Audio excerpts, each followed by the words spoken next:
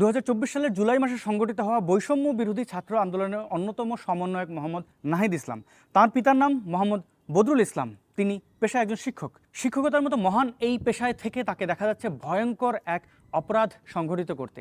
তারই শিক্ষা প্রতিষ্ঠানের এক ছাত্রীকে লিফটের মধ্যে একা পেয়ে জাপটে ধরে চুমু খান, বিশেষ অঙ্গে হাত দেন। চলুন আমরা ভিডিওটি দেখে নিই।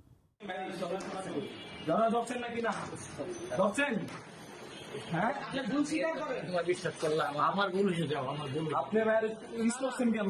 সবকিছু করতে ভিডিও কিন্তু আছে। আপনি যে ভিডিও করছেন ভিডিও কিন্তু সব আছে। আমার বিষয় দোষ প্লিজ বাবা, লিফটের মধ্যে যাওয়া দর্শন কিনে বলেন। না না না, সত্য কথা সত্যি কথা জোরে দর্শন কিনা জোরে দর্শন কিনা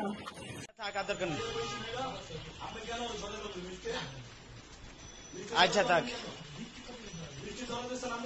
আবার বিষয়